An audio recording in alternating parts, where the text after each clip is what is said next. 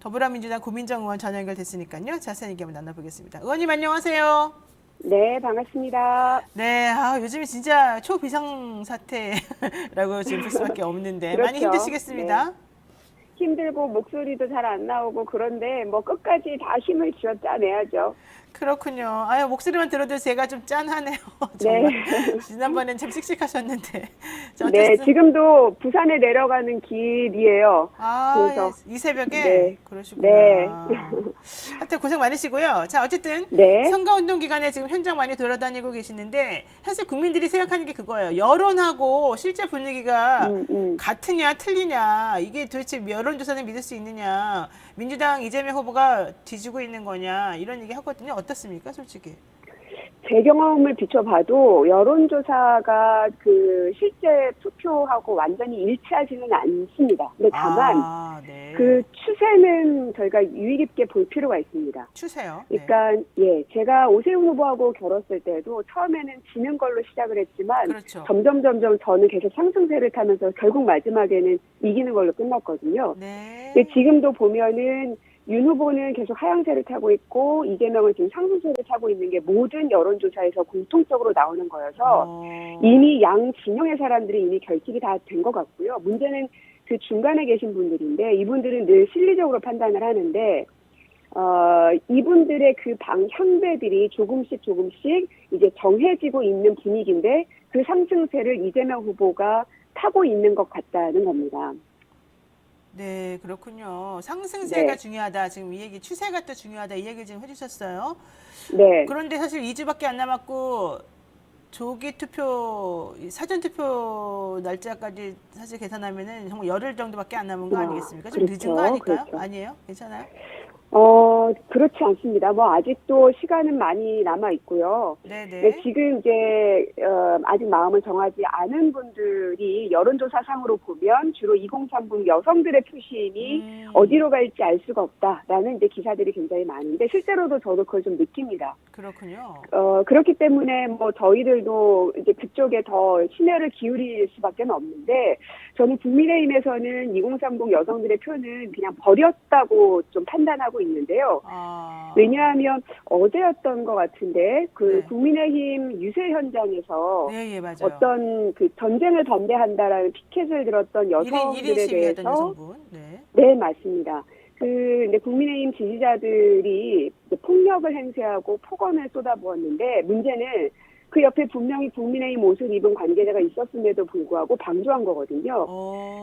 거기서 더 나아가서 방조뿐만 아니라 거기에 대한 입장을 분명히 물었음에도 불구하고 국민의힘이든 윤석열 후보든 어느 누구도 응답을 하지 않고 있습니다. 저는 이걸 보면서 도대체 여성을 대하는 태도가 뭔가 그동안 이준석 대표 얼마나 시간 단위로 분 단위로 SNS를 통해서 입장을 밝혀왔습니까? 네. 근데 왜 여기에 대해서는 묵묵부답인 걸 보면 저는 이 여성들의 마음을 아예 그냥 본인들은 그거 없어도 된다라는 자신감 그런 거만함이 묻어나오는 게 아닌가 싶네요. 아니 뭐 여성이고 남성이고 떠나가지고 전쟁 반대한다 이런 얘기를 하고서 1인 시위 그냥 피켓 들고 서 있는 사람을 공격하는데 국민의힘 관계자들이 그걸 그냥 두고 본다는 거예요? 이건 있을 수 없는 일인 것 같은데. 저는 그게 도저히 용납이 안 되고 네. 심지어는 외신 기자들조차도 이거는 여성에 대한 혐오고 폭력이다라면서 이제 트윗까지도 하고 있는 상황인데도 부끄럽네요, 정말. 상황을 너무 안이하게 보는 것 같습니다. 그러네요.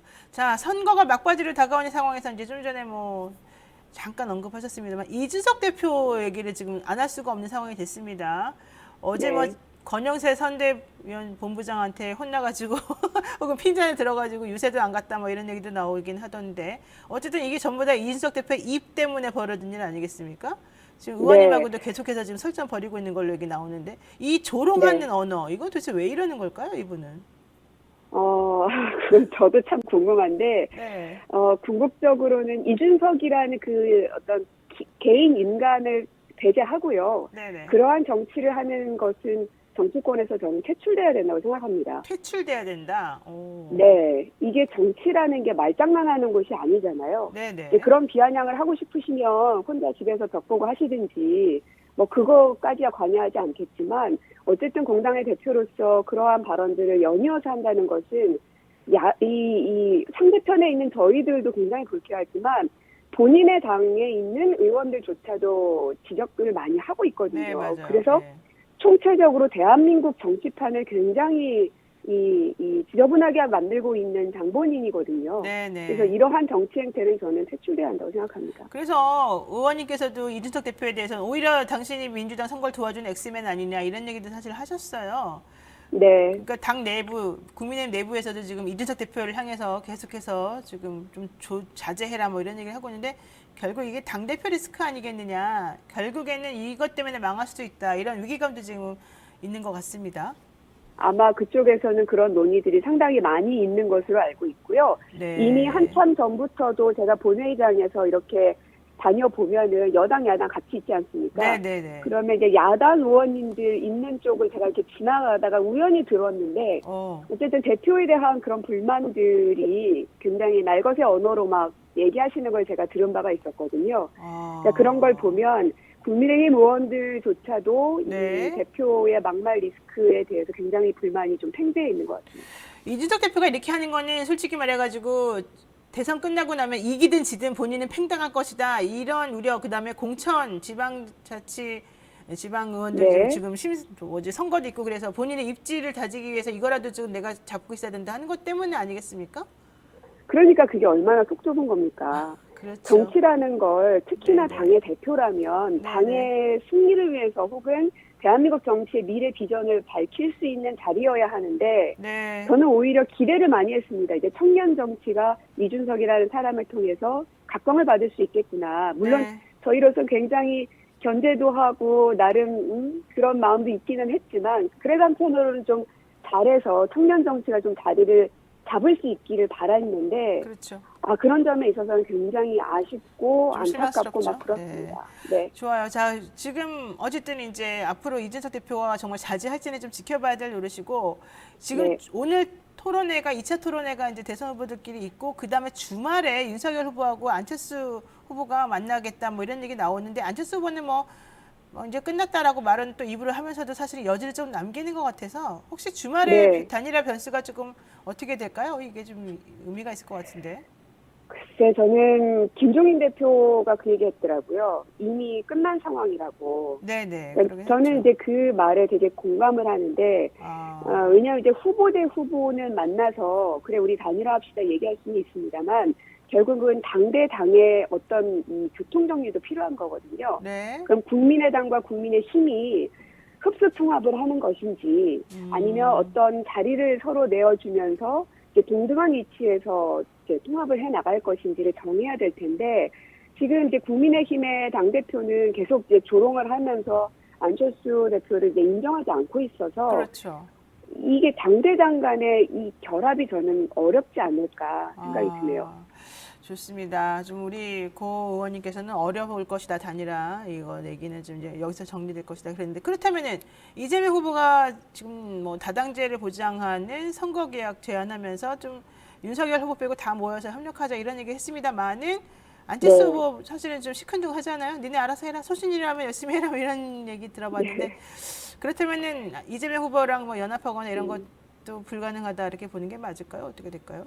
글쎄요. 일단 저희가 내걸었던 게 대통령 중임제, 결선 투표제, 4년 중임제, 결선 투표제. 예, 총리 국회 추천제 뭐 이런 것들이었는데 네. 이거는 이제 심상정 후보도 김동연 후보도 안철수 후보도 다 이제 내걸었던 부분이기 때문에 네. 정치 개혁에 대한 열망이 국민들이 워낙 높아서 네. 그 힘을 여야 할 것 없이 다 이제 쏟아 부어야 되는 그 당위성에 대해서는 부인할 수 없을 것 같습니다. 다만 이제 결정만 남아 있는 것인데 네. 국민들한테 우리가 계속 네거티브만 이제 공방만 거세지고 있다라는 비판도 되게 많이 받고 있는데 네. 이 정치 개혁의 신호탄을 누군가는 쏘아 올려야 되는데 일단 저희가 시작을 했으니 뜻을 같이 하는 분들께서 같이 논의하고 좀 방향을 좀 잡았으면 좋겠습니다. 네. 그게 우리 대한민국 가야 될 방향이라고 생각합니다. 그렇군요.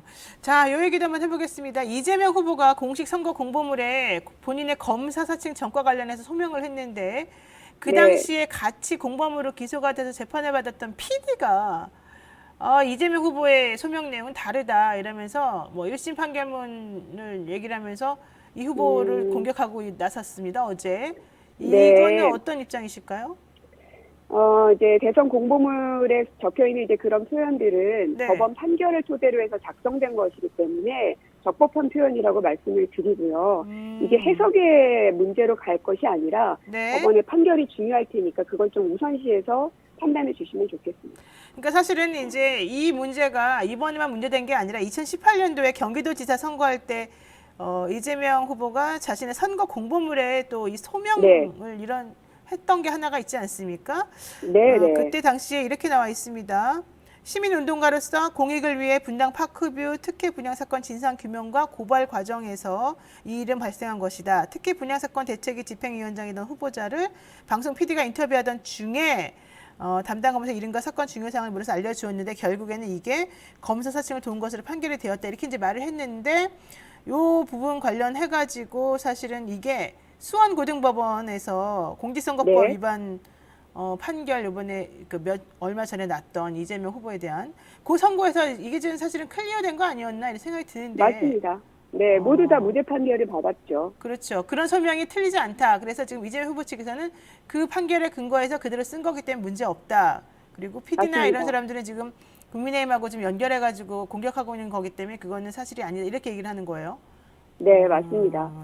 그러니까 이게 근거를 가지고 자꾸 얘기해야 되는데 감정을 갖고 얘기하게 되면 이게 혼란이 오거든요. 네. 저희는 어쨌든 법원 판결을 토대로 해서 적법한 표현을 썼다. 거기에 네. 대해서는 한치 양보할 수는 없습니다. 네, 좋습니다.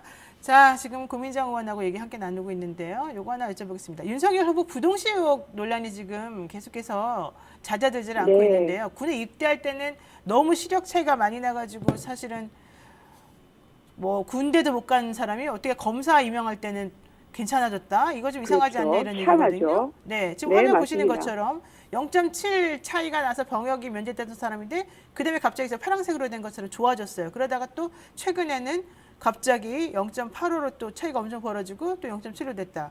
이거 좀 이상하지 않나요? 솔직히? 이상하죠. 그러니까 이게 무슨 그냥 그러니까 군대를 가냐 마냐의 문제를 결정하는 시력 검사라면 굉장히 중요하지 않겠습니까? 그렇죠. 그냥 누구나 다 자기적으로 본인이 그냥 생각나는 대로 쓰거나 누군가가 잘못된 수치를 적어서 누구나 쉽게 군 입대를 면제받을 수 있다면 이게 군 갔다 온 사람들은 진짜 하늘이 무너질 일인 거죠. 그렇죠. 그렇죠. 그러면 여기에 대한 이제 이 의혹들이 있으면 이거 간단합니다. 그냥 지금 당장 제3의 의료기관에 가서 검사 받으면 됩니다. 근데 지금 거기에 응하지 않고 있죠. 네, 자료도 안 도대체 내놓고. 예. 네, 뭘 숨기고 싶어서 그게 그렇게 어렵습니까? 시간이 많이 걸립니까? 무슨 고도의 의료 기술이 필요한 겁니까? 그냥 순간 가서 검사 받으시면 되는 겁니다. 그렇죠. 이 검사 안 받는다는 건 결국은 그 검증을 회피하는 것밖에 안 됩니다. 아, 그렇군요. 지금 사실 매우 의심스러운 상황이고 윤석열 후보는 검증을 회피하고 있다. 이렇게 지금 정리가 될 것 같은데요.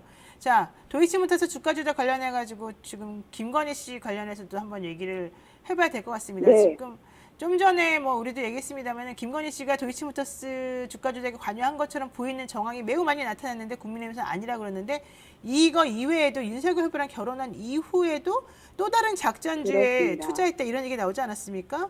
맞습니다. 이건 어떻게 봐야 될까요?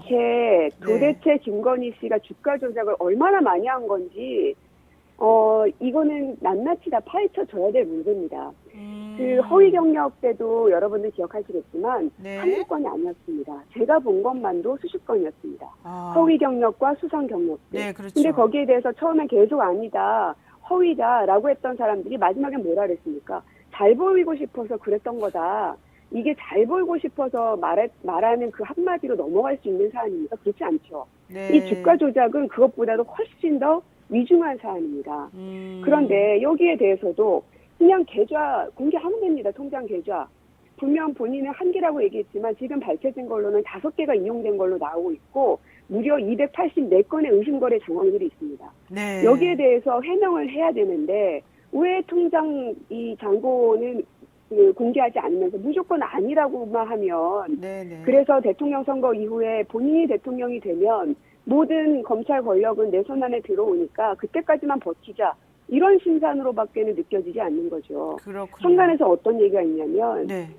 검사 남편을 둬서 이렇게 주가 조작을 해도 처벌받지 않을 거라는 그런 자신감이 있는 거냐 이런 얘기들을 거리에 있는 시민들이 합니다. 아. 그러니까 결국은 권력 있고 돈 있고 빽 있고 그러면은 죄가 있어도 죄를 묻지 않는 이게 진짜 우리가 그동안 수많은 민주화를 거치면서 끊어냈던 건데 네, 이것이 네. 다시금 부활되는 것으로 보여지는 겁니다. 그렇죠. 거기에 대해서 억울하다면 네. 조사받고 소환 조사에 응하시라는 겁니다.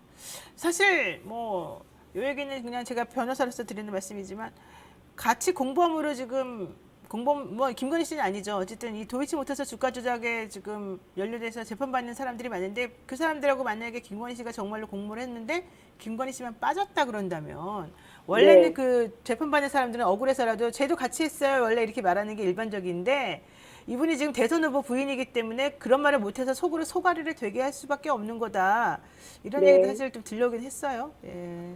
그냥 우리가 상식적으로 생각하면 네. 무섭지 않겠습니까? 그렇죠. 왜냐하면 그 검찰의 무섭다. 권력을 네네. 윤석열 후보가 어디까지 장악하겠다라고 공식적으로 얘기를 했냐면 네.